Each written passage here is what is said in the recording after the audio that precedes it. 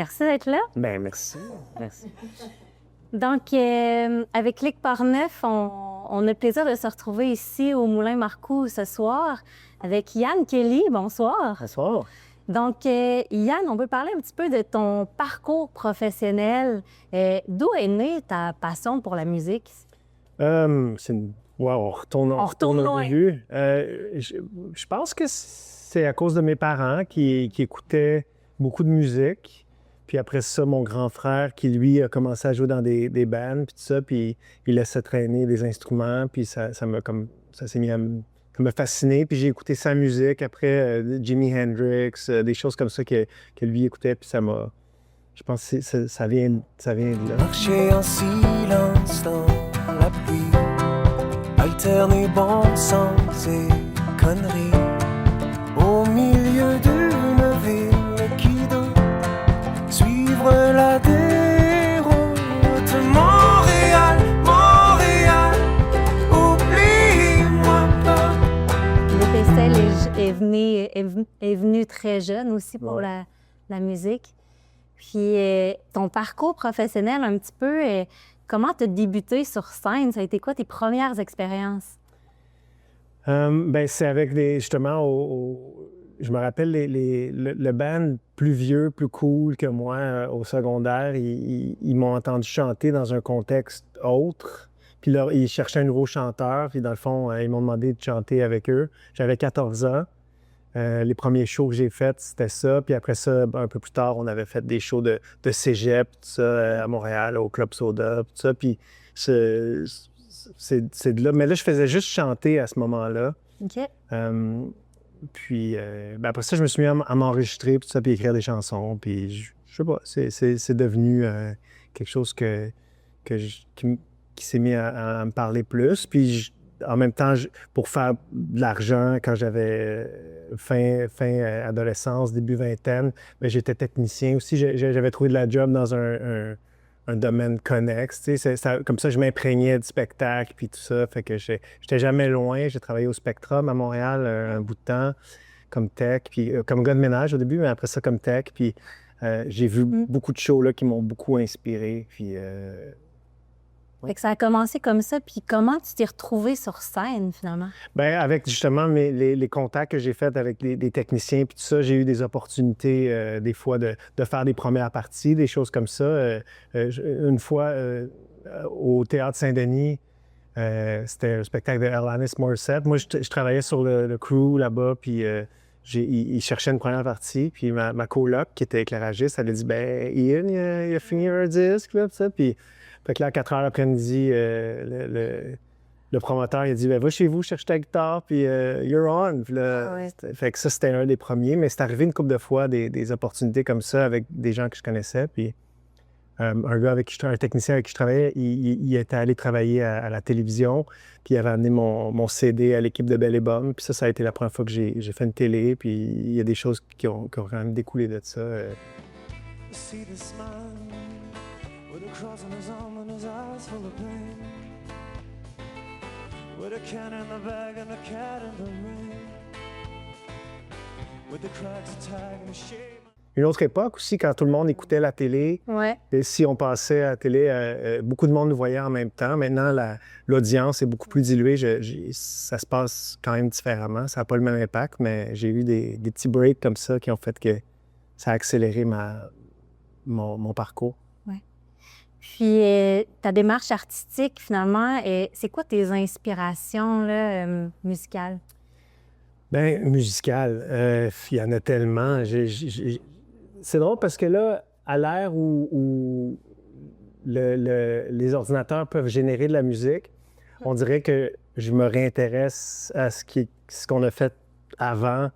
Puis je trouve ça un peu dommage que ça fasse ça parce que tant qu'on n'aura pas une obligation de peut-être certifier ou de divulguer que les machines sont utilisées pour créer quelque chose, l'intelligence artificielle, ça, on dirait que je me méfie un peu des fois, puis je me dis, ce qui me rassure, c'est d'aller écouter de la musique qui est pré-AI, tu sais, donc c'est dommage pour les nouvelles choses qui sortent, tu sais, mais en tout cas, il y a beaucoup de il y a beaucoup de travail à faire pour trouver les bonnes affaires. Et il y a énormément de bonnes affaires qui se font. Puis c'est drôle parce que, dans le fond, on règle aucun problème avec ça. Hein? C'est pas comme si quelqu'un avait déjà dit « Ah, il n'y a pas assez de musique sur Spotify, puis on va en acheter. » Puis ça... Bon, c'est pas ça ta question, là. On parlait d'inspiration, mais ça fait partie de ça. Parce que, dans le fond, je me rends compte que là, je réécoute. J'ai ressorti mes CD, puis j'y retourne un peu. Je trouve que, dans le fond, j'ai pas besoin d'avoir accès à toute la musique du monde. J'ai juste besoin d'avoir accès à la musique que je veux écouter. Puis des fois, c'est un peu ça on se laisse embarquer dans des choses qu'on n'a pas nécessairement besoin, dans le fond. Ouais. Puis, toi, ta musique, tu t'autoproduis? Oui, maintenant, oui. Ouais. Oui, depuis un bout de temps. Mais à mes débuts aussi. Puis après ça, j'ai eu un producteur, puis je suis retourné... quand j'ai fini mon contrat avec eux, j'avais pas le goût de rembarquer quelqu'un d'autre, donc j'avais le goût de faire ma petite affaire. Mm-hmm. Puis comment ton style a évolué dans le temps?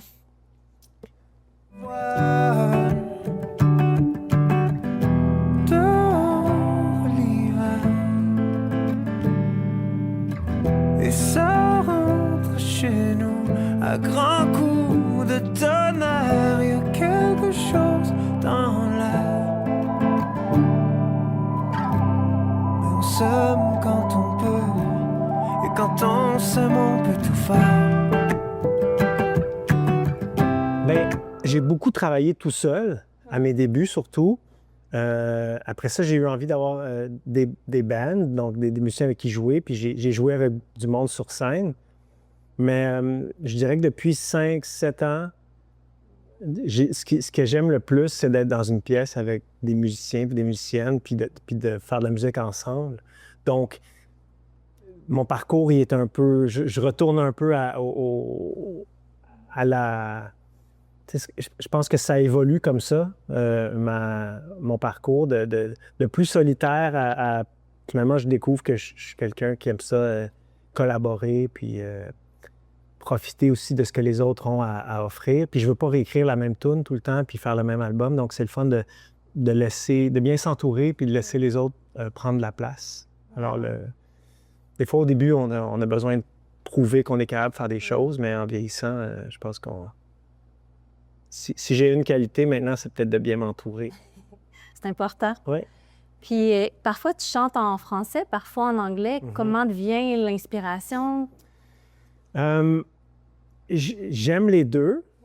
Ça me vient plus naturellement en anglais. Je pense que c'est plus facile à faire sonner aussi dans la musique, le son de la langue, tout ça. En tout cas, pour moi, puis avec aussi ce que j'ai entendu, puis ce dont j'ai été imprégné.